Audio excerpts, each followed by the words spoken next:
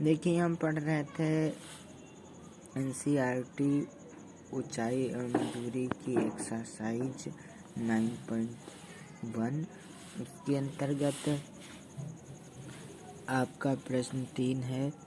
एक ठेकेदार बच्चों को खेलने के लिए पार्क में 2 फिसलन पट्टी लगाना चाहती है। एक लेडीज ठेकेदार है जो कि पार्क में 2 फिसलन पट्टी लगाना चाहती है बच्चों को खेलने के लिए।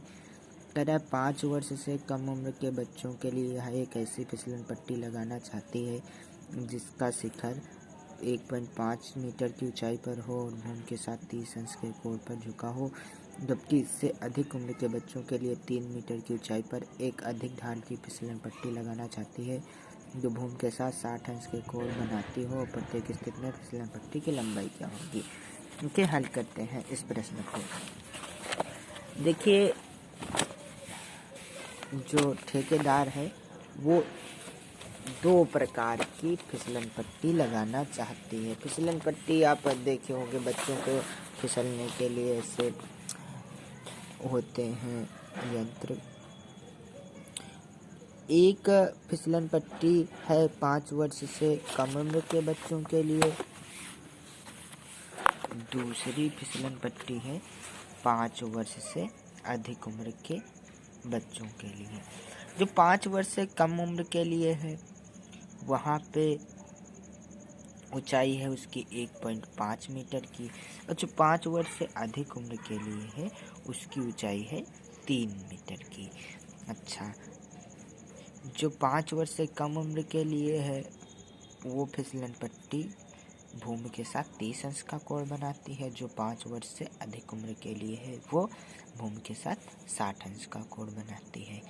हमको क्या ज्ञात करना? ये आपकी फिसलन पट्टी है। ये भूमि पर कोई खंभा रखा है जैसे उनके साथ लगा होता है फिसलन पट्टी के साथ, वहाँ की ऊंचाई है। तो शिखर पर ये है फिसलन पट्टी का शिखर। तो शिखर से और इस बिंदु यानी भूमि के बिंदु जहाँ फिसलन पट्टी भूमि को छूती है वहाँ की दूरी निकालना है। इसमें भी फिसलन पट्टी की लंबाई ज्ञात करनी है। तो करेंगे क्या? लिख देंगे माना आकृति चित्रानुसार है। माना आकृति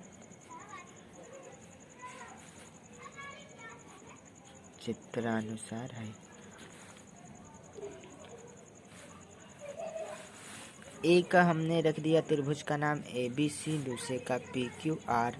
तो सबसे पहले त्रिभुज ABC में क्या करेंगे? एक तो भुजा जो हमें दी गई है और दूसरी जो निकालनी है। ये देखेंगे कौन कौन सी है। जो दी गई है वो है आपकी लंब और जो निकालनी है वो कर्ण है।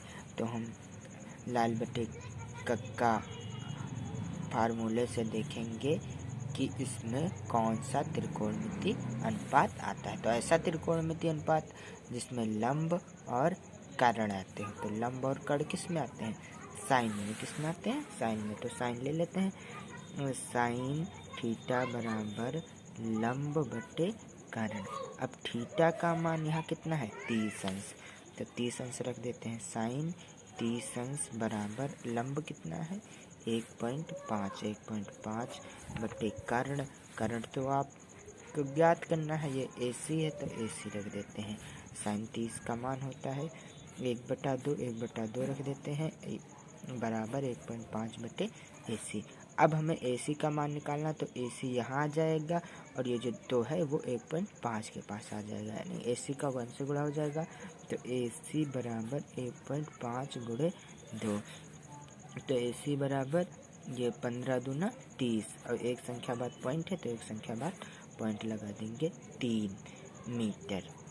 ये आ गया आपका 3.0 मीटर या 3 मीटर। और ये AC था क्या? ये फिसलन पट्टी की लंबाई थी 5 वर्ष से कम उम्र के लिए। अतः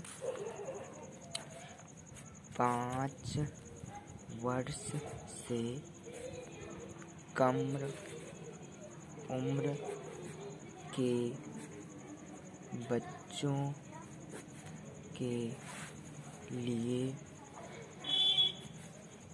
फिसलन पट्टी 3 मीटर की होगी। अब हम दूसरे त्रिभुज की बात कर लेते हैं, जो कि है 5 उम्र से अधिक बच्चों के लिए, अधिक उम्र के बच्चों के लिए। तो त्रिभुज ये कौन सा है? PQR। PQR में हम ऐसा त्रिकोणमितीय अनुपात लेंगे जिसमें जो दी गई भुजा है, दी गई भुजा कौन सी है? PQ, यानी लंब दिया है, और आपको निकालनी कौन सी भुजा है? PR, यानी कर्ण। तो लंब और कर्ण किस में आते हैं? साइन में। तो हम पुनः साइन ले लेंगे, साइन थीटा बराबर लंब बटे कर्ण।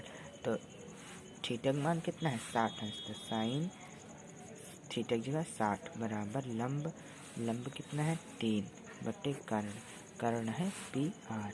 तो PR हो जाएगा साइन 60 का मान √3/2, √3/2 बराबर 3/PR।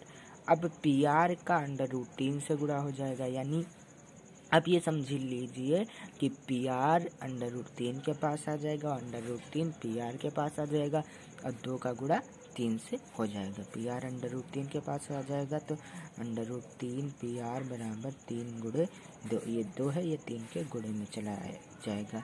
तो PR बराबर 3 गुणे 2 बटे √3। तो 3 दूनी 6 बटे √3।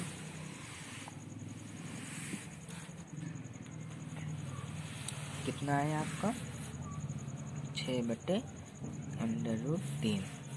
अब देखिए बटे में जो संख्या है हर में, वो अंडर रूट में है, तो इसका हमें परिमेयकरण करना पड़ेगा। यदि हर में कोई अंडर रूट वाली संख्या आती है तो उसका परिमेयकरण करते हैं, यानी उसी संख्या से अंश और हर दोनों में गुणा कर देते हैं।